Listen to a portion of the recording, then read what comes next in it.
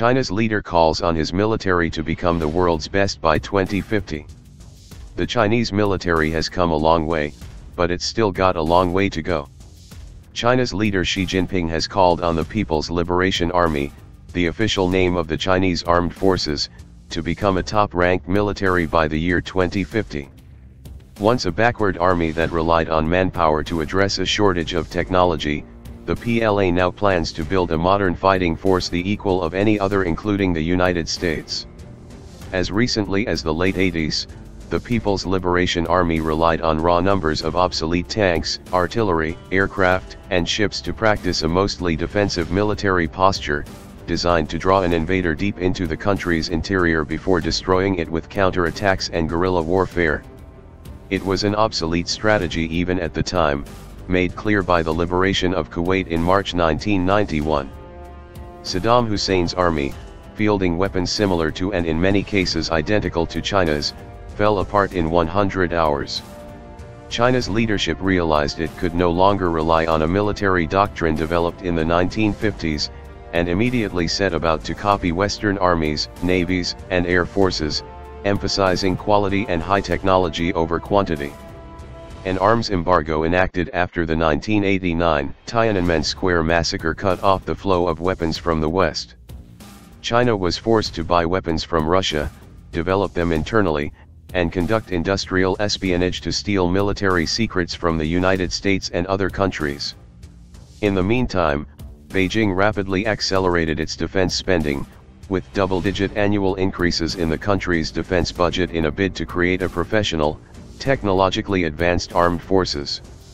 Today China's army stands at 2.3 million men and women, divided into 1.25 million for the PLA ground forces, PLAG, 265,000 in the PLA Navy, PLAN, and Marine Corps, and 330,000 in the PLA Air Force, PLAF. China develops and manufactures almost all of its own military equipment, an expensive proposition. But with the arms embargo in place it has little alternative. China's first fifth-generation fighter, the Chengdu J-20, is now operational, and the country is building more aircraft carriers to join the Liaoning, which entered service in 2011. Meanwhile, China is enhancing power projection capabilities. The plan has gained extensive experience at long-distance voyages by participating in a multinational campaign to fend off Somali pirates at the Horn of Africa. The country has opened its first military base at Djibouti, where it could operate in Africa, the Middle East, or the Indian Ocean. The plan and PLAF have received the lion's share of military research, development, and procurement dollars. Those are the forces that would fight abroad in Asia and the Pacific.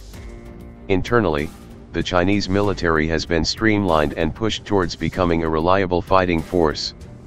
The PLA as a whole was recently organized from 7 antiquated military regions to 5 distinct military commands.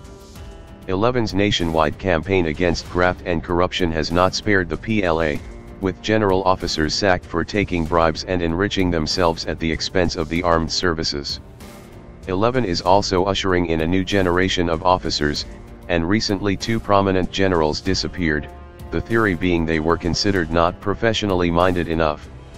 According to the South China Morning Post, Xi Jinping said the PLA must fully modernize by 2035, having phased out the last of its antiquated equipment. The remarks, made at the 19th Communist Party National Conference, also stressed that the PLA must adopt the latest in information warfare technology, boosting the PLA's ability to share data across the armed services.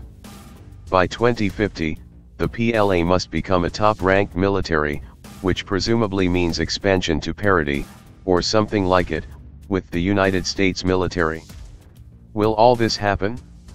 China's major obstacle to military domination is the demographic time bomb set to go off in the next 20 years. By 2030, 61% of China's population will be over the age of 44, with 25% aged 60 or older. This will place serious stresses on Chinese society, where decades of the one-child policy will mean that one child will have to take care of 2 elderly parents. An expensive social safety net doesn't exist, and will have to be invented. China's national budget probably will shift toward entitlement spending, particularly on healthcare and senior care, sapping the defense budget. The PLA has come a long way in the past 28 years, and 11 Jinping's exhortation for the Chinese military to become the equal of its American counterparts, although alarming, is a logical goal.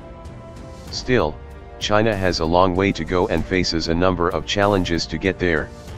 The Chinese military may never become powerful enough to credibly challenge the Pentagon, but it's already come a long way from the pig-raising, obsolete jet-flying military of 1989.